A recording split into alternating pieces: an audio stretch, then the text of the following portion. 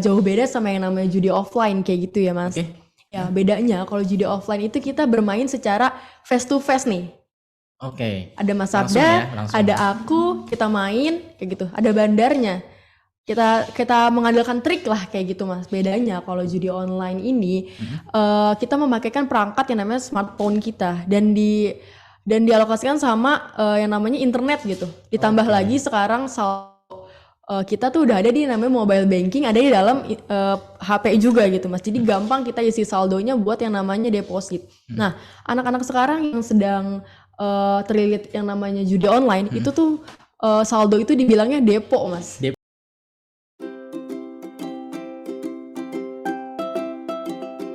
Disclaimer dulu ya bahwa pinjaman online itu nggak selalu negatif gitu, karena pinjaman online itu ada dua kan Mas, ada pinjaman legal maupun pinjaman ilegal. Itu sendiri kita tuh seperti kayak kita tuh mau minjam uang tapi via online gitu Mas, dan ada berkas-berkas yang harus di store gitu, nggak semata-mata kayak pinjaman online ilegal yang cuma selfie pakai KTP.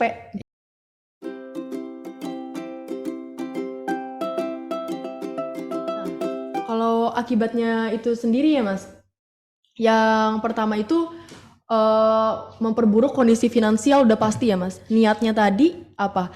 Orang mau main judi online karena biar cepet kaya. Di sini sudah terbukti. Semoga audiens yang ada di Zoom maupun di offline ini mengerti gitu. Kalau misalkan ternyata judi online ini bukan malah memperkaya kita, tapi malah memperburuk kondisi finansial kita gitu. Terus yang kedua, mengganggu kesehatan mental. Di sini juga dilansir dari berita bahwa mahasiswa ditemukan bugil di Bali diduga depresi akibat bermain judi online. Ya itu tadi Mas, karena emang kepengen menang gitu. Gimana caranya menang? Kayak gitu. Tapi dia nggak dikasih nih menang nih sama sistemnya kayak gitu. Jadi dia gila sendiri, depresi sendiri gitu Mas. Selanjutnya melakukan tindakan kriminal gitu Mas. Di sini tindakan kriminalnya dilansir dari berita juga, terjerat pinjol dan judi online. Pemuda di Indramayu nekat merampok minimarket Mas.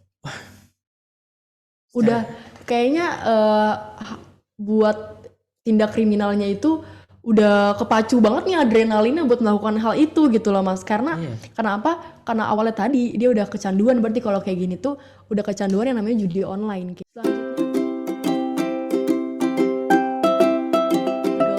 Baik dan visioner nih Mas, supaya kita tuh nggak ke distract nih sama orang-orang yang pikirannya itu mau cepet kaya dari judi online kayak gitu.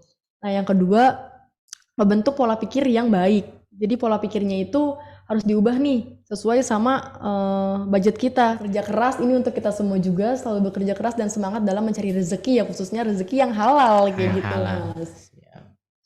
Nah yang keempat itu melakukan hobi yang disukai secara rutin. Jadi contohnya ini seperti misalkan Mas Sabda nih suka badminton. Oke, pergi ke lapangan badminton kalau misalkan lagi jenuh atau lagi gabut atau lagi pusing gitu. Biar otaknya nggak ke distract kemana-mana nih. Lanjut aja kita langsung ketemu sama komunitas kita, ketemu sama teman-teman kita. Ayo kita main badminton kayak gitu Mas, supaya abis itu kan kalau kita udah melakukan hobi itu pasti happy, ada aja kan Mas perasaan happy, fresh kayak gitu. Dibanding kita lagi bosen, lagi gabut di rumah aja tuh, di kamar aja main handphone, nanti larinya kemana-mana. Apalagi kalau abis ngelihat iklan-iklan promosi link-link judi online itu bahaya banget Mas.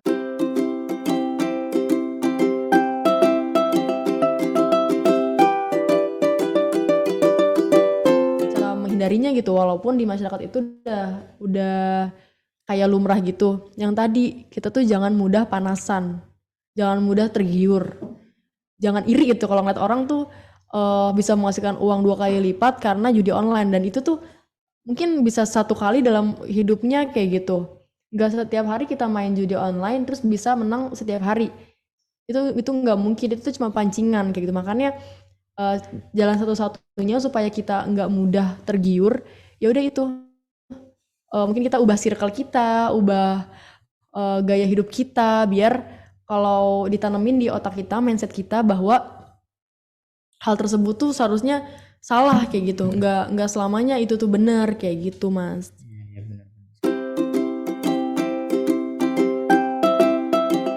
Oke, ada pertanyaan yang menarik nih dari Mbak Anissa. Katanya bagaimana cara efektif untuk memperbaiki mindset bahwa judi online dan pinjaman online itu memiliki dampak negatif. Karena menurut Mbak Anissa sendiri, menyiarkan sana sini dampak negatifnya pun belum cukup nih kalau misalkan emang dari mindset pelakunya tuh udah kayak gitu.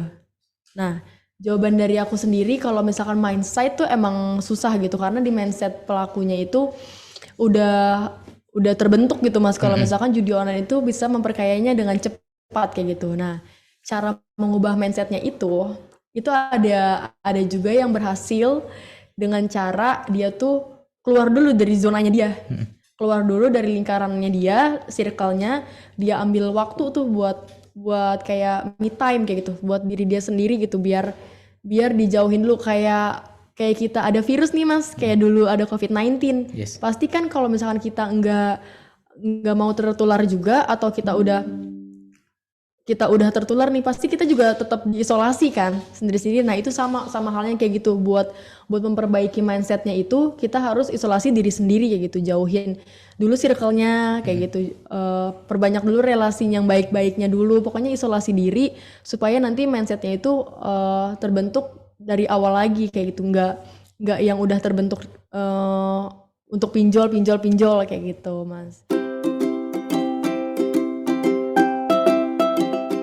Tentang judi online yang berkedok investasi gitu Mas. Nah dari awal juga udah dijelasin gitu ya, Pak Wiyantoro juga bisa tadi udah dijelasin ada wadahnya gitu Mas, dicek yang di Otoritas Jasa Keuangan. Pasti kalau misalkan tabungan, investasi itu udah diawasi sama yang namanya Otoritas Jasa Keuangan. Di situ dicek dulu nih, ternyata ada nggak nih situs ini di situ. Kalau misalkan nggak ada ya berarti jangan percaya. Kayak gitu. Bisa membedakannya itu dari situ. Kita menyesuaikan di OJK ya. Iya, dari kita menyesuaikan di OJK, dicek di websitenya kayak gitu.